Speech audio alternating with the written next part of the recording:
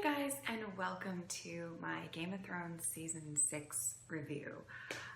Before I get into it, I never thought I was going to make any kind of video like this. I like doing it for a lot of other shows. I've done it for Bates, I've done it for Walking Dead, and I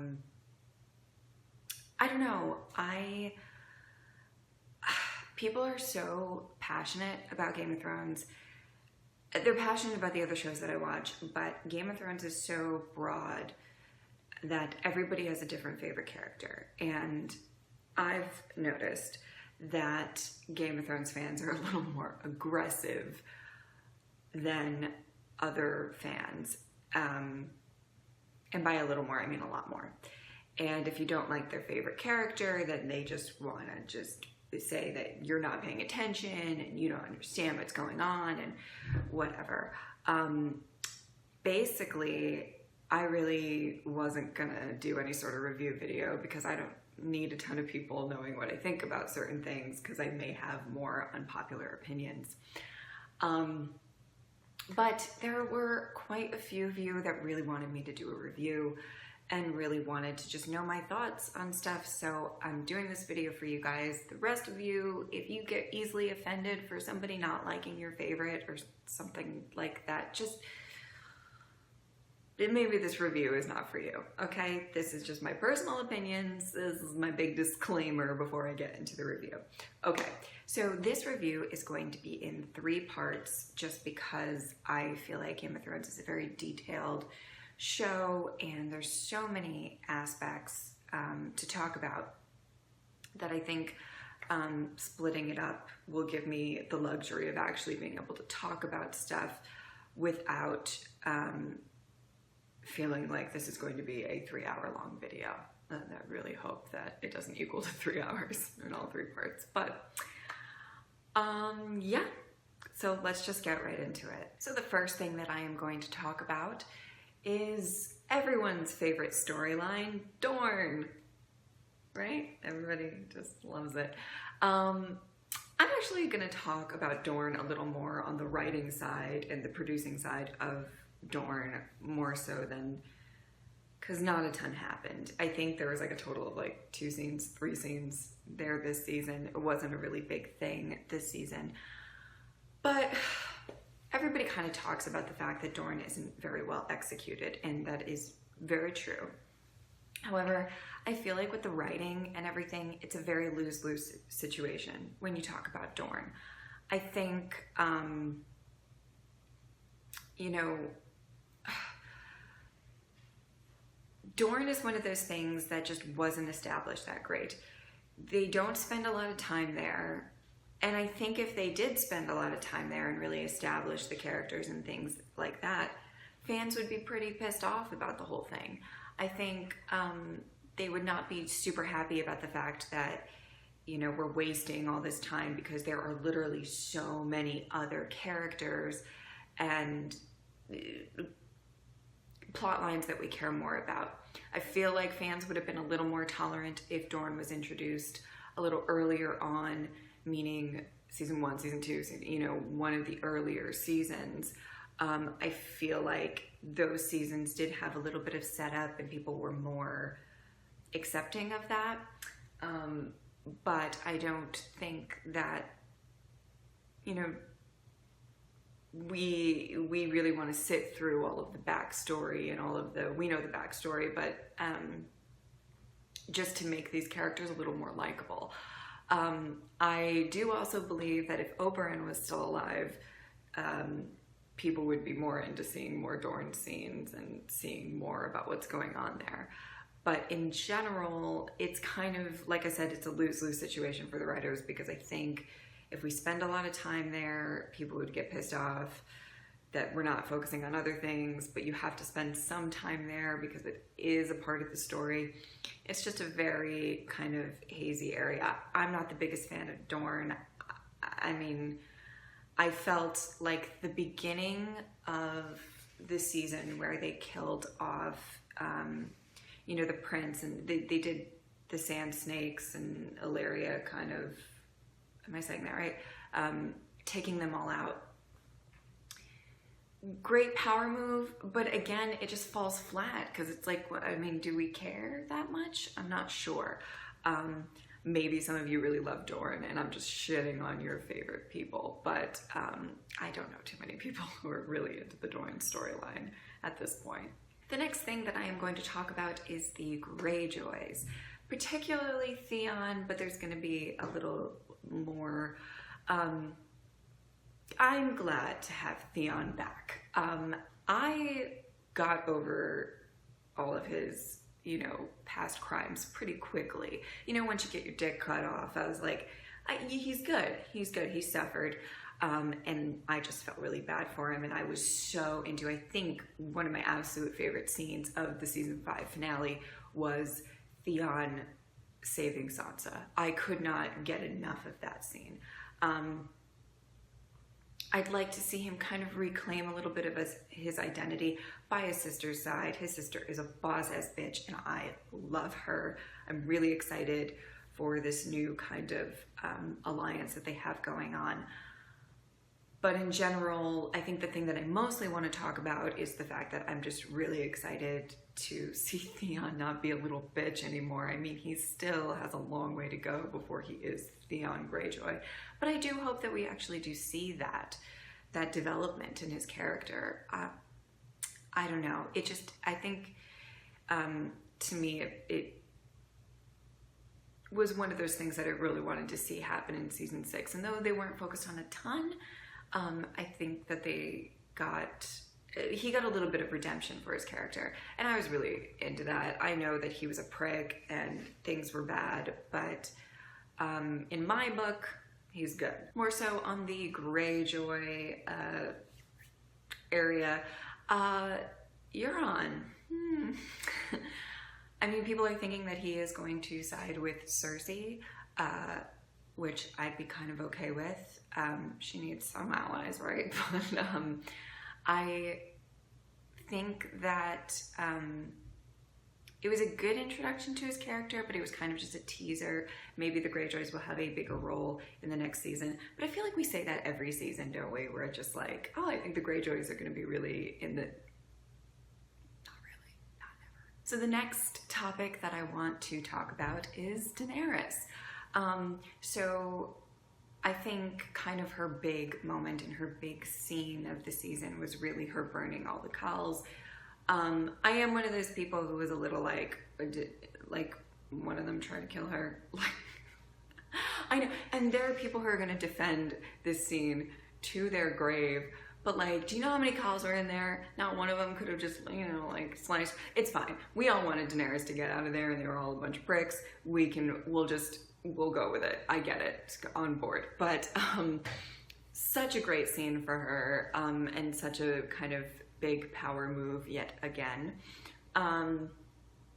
But to me, that scene is not the scene for Daenerys this season, in my opinion. I think I'm a little unorthodox with the stuff that I really like to see. All right, I'm gonna try to say this as like politically correct as I can. The epic Daenerys scenes are that. They are epic. They're also done every season. And to me, as much as, you know, when you're watching it, you're like, that was great, that was whatever. I don't get that feeling afterwards, like, that was so beautifully written, it was so wonderful, and I'm blown away. Because of the fact that it happens every season. I'm gonna touch on that a little bit more kind of at the end of all these videos and I do my overview, but the scene to me that was the best scene with Daenerys this season was the scene with Jorah, where she basically commands him to go find a cure for his grayscale. That scene was amazing. She was amazing.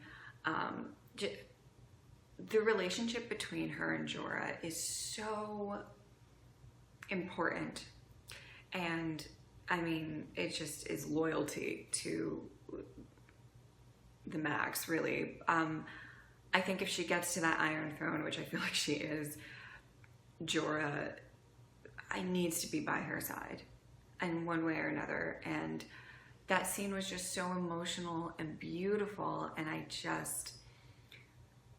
think the emotion between those two characters is just something that I love seeing and I love them exploring. So that was the scene for me, you know? I mean, yeah, she has dragons but scenes like that are what I think really do make a character, and I think her relationship with Jorah is kind of one of the big aspects of her character that I absolutely adore. I got a lot of grief in episode 6, I want to say, that reaction that I did not put our reaction to Daenerys's big speech that she's going to go and take Westeros. The reaction was this.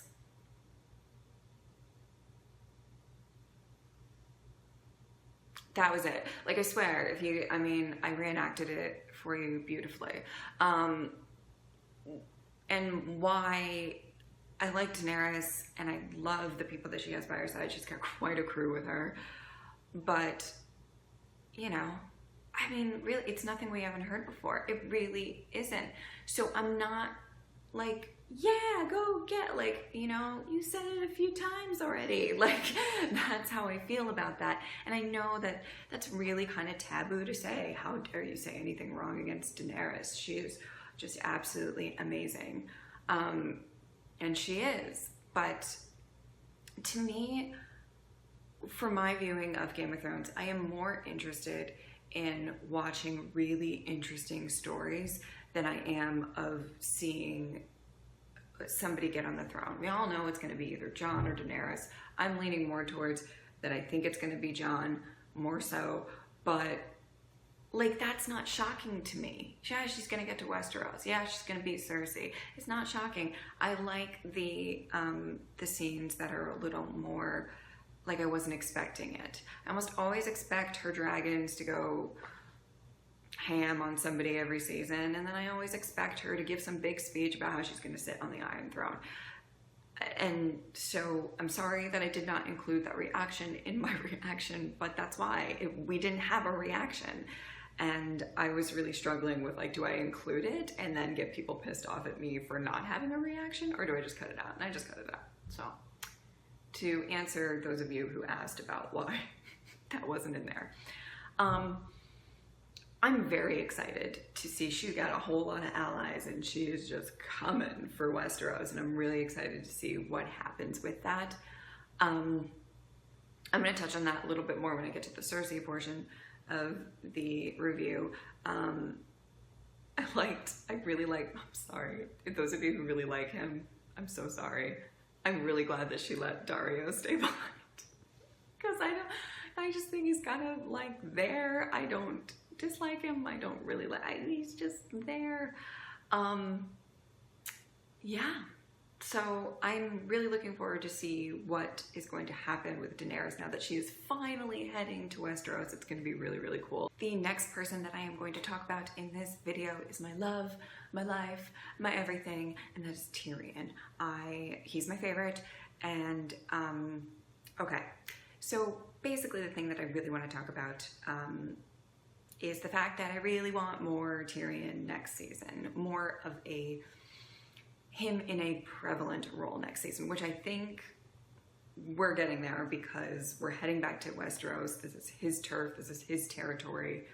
I hope Daenerys listens to him. I mean, for me, just putting it out there, he's who I wanted on the throne at the end, for sure, 100%. You know, I'm not going to be pissed off if it's somebody else. I'm pretty sure it is going to be somebody else, but he's my pick.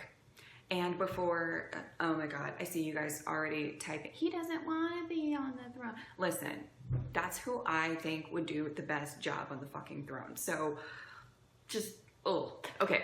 So Tyrion is so smart, and he knows people, and he knows Westeros, and it's just so important that he plays a very significant role moving forward. And I just love him so much. That's why he is my pick for the throne. unless he starts doing something crazy and starts, like, I don't know, like, he's gonna be my pick. Unless he starts, like, bashing Missandei's head against the wall for no reason. That'd be horrible. Why would you do that, Tyrion? But, by the way, I love Missandei. If you just want to know who I absolutely love in, like, Daenerys' camp, it is Missandei and Grey Worm. I am obsessed with them. I think they're amazing. That's just a little side note. Moving on. I think that there's so much stuff that is going to come to light in this next season when it comes to the Lannisters, and I'm really excited because I'm a Lannister girl.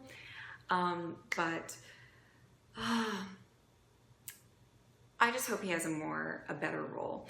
This season, he made that deal. I'm sorry, if you hear the banging, they're shooting artillery rounds. And I can't help that. Okay, so I'm sorry if that annoys you. Tyrion, what was I saying? Okay, so Tyrion did not have the best role this season. He made that deal, which I think actually bought time for Daenerys to get back and for things to kind of go okay. But what I was really happy about was that Daenerys still recognized the fact that he does know what he's doing. That may not have been the best deal, but maybe that was a lose-lose situation. And she kind of recognized that and still made him hand to the queen. I would like him to be much more than that. I think, you know, he's everything. I love him. But I just, I cannot wait for him to get more, because I felt like season 4 Tyrion was like amazing Tyrion, like the whole trial and all of that stuff. I really want to get back to the roots of that, and I think the way to do that is to get him back in Westeros, and I'm very excited about it. The last topic that I'm going to talk about in this particular video is Arya. My dear Arya, thank you so much for getting out of there. Holy shit, I couldn't take much more of it. Okay, so I mentioned this in a video and people were fighting in the comment section about what I said, that it was really frustrating watching her just, I don't know, learn how to beat people with sticks and be blind, and, you know, as much as, yes, she's a crazy assassin now. I'm for it. She's learned a lot. She's going to be amazing. She's going to be very pivotal moving forward. However, I felt like it took a while to get to this point, and I just wasn't a big fan of it. And the whole her becoming no one really irked me, because I wanted her to be Arya Stark. I want her to seek vengeance on those who have wronged her. The finale scene made up for it. The finale scene made up for a whole lot. Her with Frey, oh my god, it was just one of the most satisfying scenes, I think, of the show in general. And I just, you know, I just think of fictional Rob and Catelyn looking down at the beautiful Arya, just, God, it's so amazing to see her finally seek vengeance. You know, vengeance is Arya's story. She might be a little too scarred about what things, you know, the things that have happened to her, but it's her story, and she should be able to fulfill that story really well. I am so excited to see what happens moving forward. I think she is an amazing character. She's one of my absolute favorites, and I just, I'm so glad that she's out of there. And you know what's really weird? On another note, Jaqen was, I know it's like a different person. He was like my favorite in season 2. I was obsessed with him. I loved his little back and forth with Arya. And I couldn't stand him these past 2 seasons. It was just, I just wasn't a big fan. Like, literally, I felt like whenever there was an Arya scene, it was like, oh, now I can take a nap. Like, because I do believe that Okay, so I definitely believe that she is amazing. She's an assassin now. We're really excited, but I thought spending that much time on those scenes was a little frustrating. And I know they had to because she's such a main character and they couldn't just like forget about her for a while. You know, you can do that to Gendry. I don't want to talk about Gendry. How do you say that? But you can't do that with Arya. But I felt like it kind of dragged a little bit, and we finally got some satisfaction by the end of the show. So that is my review part 1. Check out the others, which will be up shortly. Thanks for watching.